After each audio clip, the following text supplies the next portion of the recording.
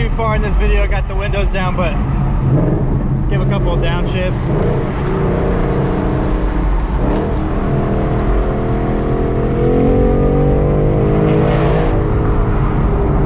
That's pretty much all I can do.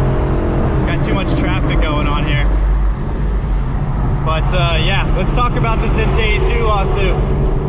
Hopefully you guys can hear me on that. Got the windows down. What is going on, you guys? JACObrdoty here, back for another video. And today we're on our way to go pay off a little traffic ticket. Happened last year, or happened earlier this year. Feels like last year. I mean, this year has gone by. It's been quite a year, 2020, I'll tell you what. So it feels like it's been 2 years already in half a year. I wanted to talk to you guys though, because I got an update from the law. Holy crap, hopefully this in my truck doesn't try to run into me. But I got an update from the law firm here, trying to be a safe driver, give everybody lots of distance. And a guy named Nick Lima, I think is his name, Lima or Limas, he actually reached back out to me and returned my message, and returned my phone call. And we spoke a little bit more in detail because, as you guys know, all of these little car blogs and stuff are kind of running with this title, that Ford MT82 lawsuit. But I wanted to know, I did some investigative journalism, and I wanted to know some of the real facts involved, you know, especially because this literally involves me. I have an MT82 transmission and I'm a big Ford fan. But I just wanted to get to the nitty gritty of it and get some facts rather than just read these headlines. So what I did, called him up, no answer, which was the other part of that last video.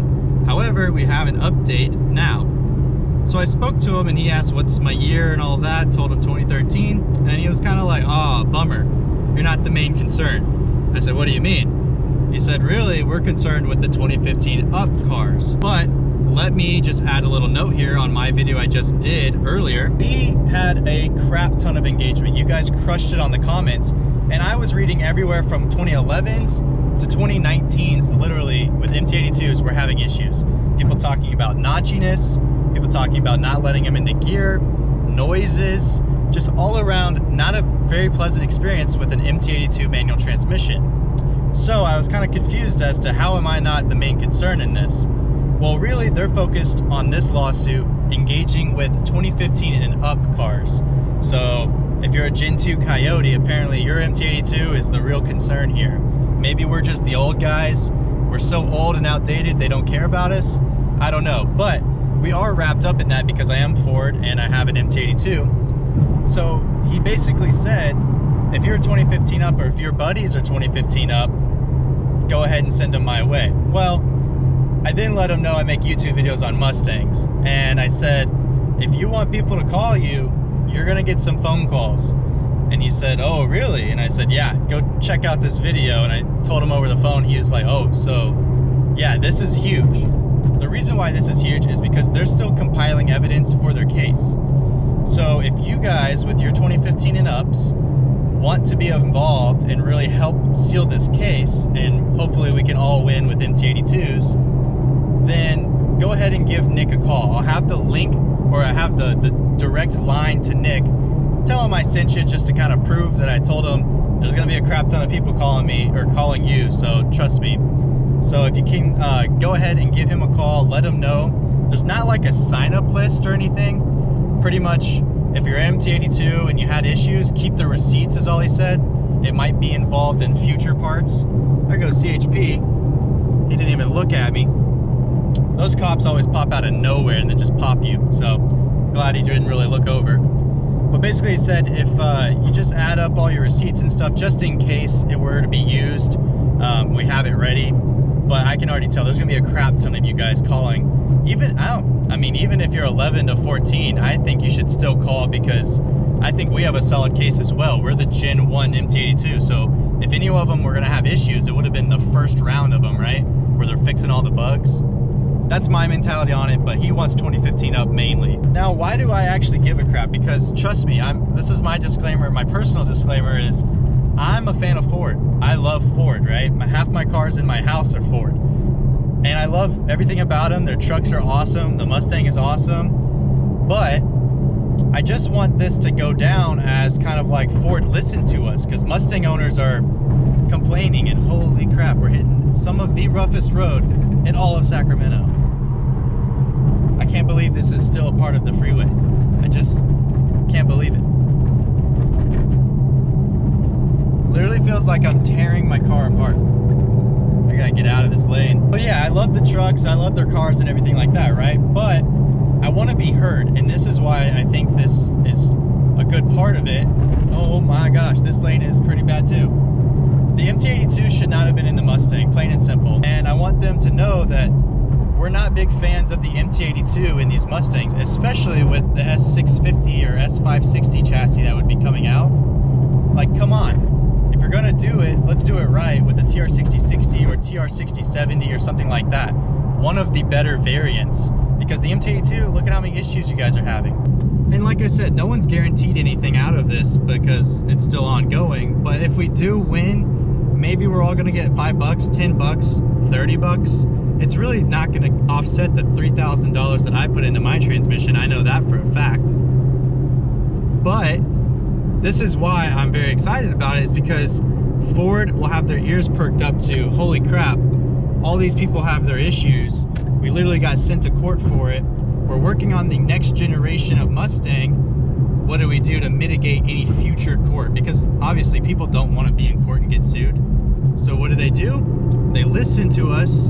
They go ahead and put the right transmission in, made for the car, and we don't have issues anymore. We don't have to put $3,000 into an NA car's transmission just to be able to drive spiritedly and performance-based as it is made. That's really my goal. And I was talking to one of my buddies who has a built Ben Calimer transmission. I think he said he was close to $4,000 into his built transmission. And even from there, once that blows, he's not gonna keep building his MT82. He's gonna go to a TR6060 swap and deal with all that, which is a new drive shaft, clutch. You have to get all the Dakota digital boxes for your RPM or your speedometer and stuff like that to work.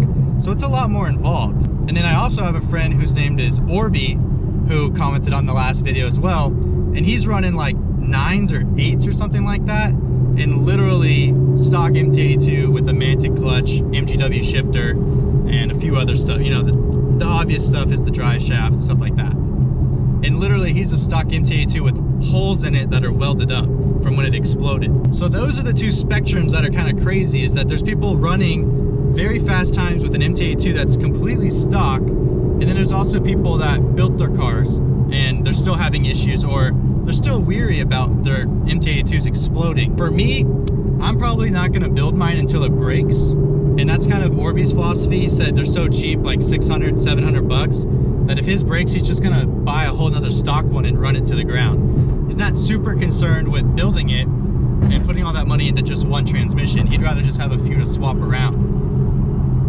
But for me, I'm a guy who likes really having peace of mind. That's why I've overbuilt a lot of things in this car, like being NA with a transmission and clutch. Well, not transmission, a clutch that can handle 1,000 torque. That's kind of my mentality on it. I'd rather be prepared and not have to use it and have it there rather than exploding and breaking stuff, because breaking stuff obviously has some collateral damage sometimes, and I'm not really trying to blow a whole bunch more money on not just replacing what I broke, but replacing things that broke because of collateral damage. For example, drive shafts and stuff like that. You want to know one of the other things that's a complete joke about this whole thing with the ticket? It's a little off topic of the MT82, but you literally have to pay to park to pay for your ticket. Because in their little parking lot, since it's a state building like that, they make you pay and buy a little voucher for parking. Literally just to do that. Just to get in and pay your ticket, you have to pay to park. And right now the freaking courthouse isn't even open. So, me being smart, I'm gonna go to Starbucks.